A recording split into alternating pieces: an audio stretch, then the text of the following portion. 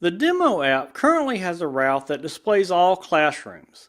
In this demo, we're going to use route parameters and add a couple of new routes that will display information about individual classrooms. We'll start by adding a new route definition in app.js. You can see that the URL for this individual classroom route is similar to the all classrooms route. However, it specifies that the URL should contain a parameter that will be named ID. The demo project already includes a view template for the route named classroom.html that will present the data. It just contains more simple HTML and some data bindings. The project also already includes the shell of a classroom controller that we'll use for this route. I'll open it from the controllers folder so we can add some code to it. You can see there's really nothing in it yet. I'll start by injecting the data service, the notifier service I'm using to present errors in the app, and the route param service. I'll then use a code snippet to add some code to the controller's constructor. This code is going to call a function on the data service named getClassroom. The function takes a classroom ID as a parameter. We're going to use the route param service to get the ID of the classroom to be retrieved. Because we named the route parameter ID when we created the route, we can just refer to a property with the same name on the route param service to retrieve the value that was passed in the URL. The data service returns a promise, and when it resolves successfully, we just assign the returned classroom to the viewModel variable named VM. Lastly, there's a bit of code to display any errors that occur. Let's now go see this new route in action. I'll click on the Classrooms link in the navigation bar. The links in the Teacher column on the right are already formatted to use the new route and pass the classroom ID associated with that classroom. I'll click the first one in the list.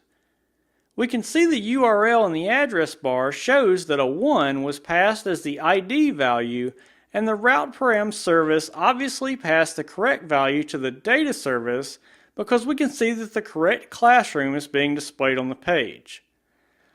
I now want to add a new route that enables the search functionality available on the Activities page.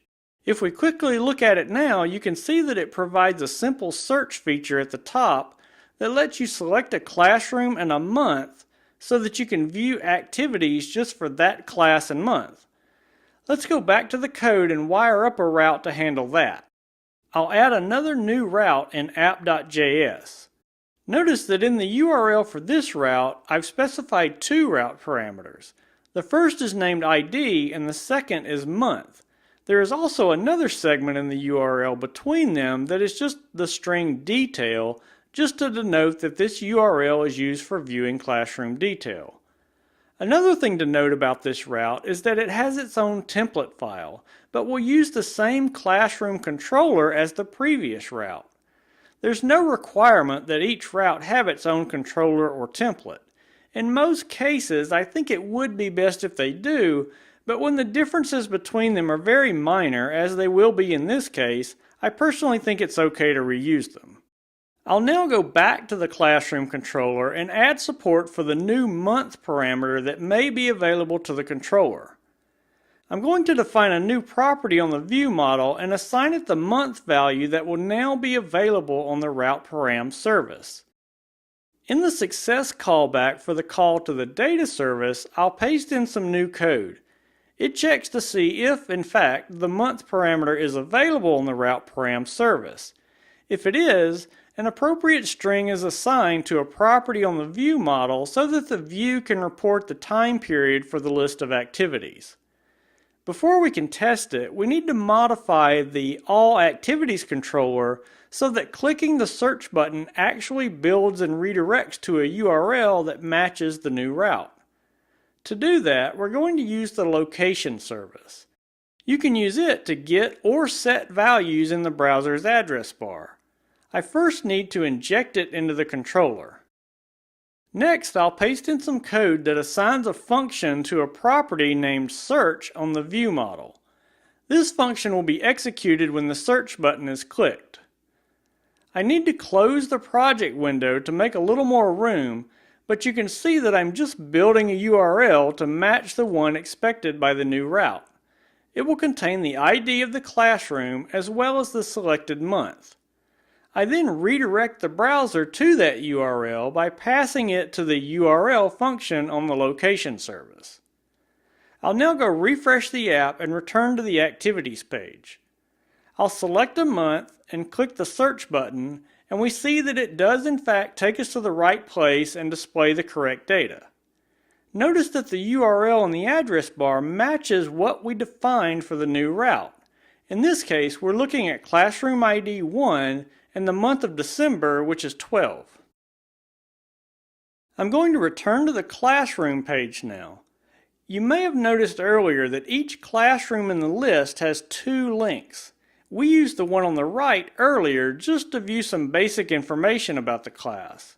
I want to use the one on the left to view details about a class, including all of its activities, not just those for a particular month. I'll hover over one of those links and you can see the URL looks like the previous one we were using, except it doesn't include the month parameter on the end. If I click the link, we get redirected back to the home page. That's because the month parameter in the last route we created was mandatory, and a link without that segment in the URL doesn't match any of the routes we've defined. Therefore, that route was caught by our otherwise function, which is currently configured to redirect to the home page. There's an easy solution to this problem.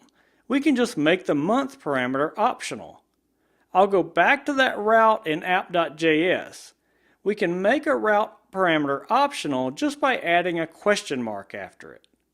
Now if I refresh and return to the classroom list, I can click on one of those links and be taken to a detail page for the class that shows all of the activities regardless of the month in which they occur. The controller and data service were already written to handle that.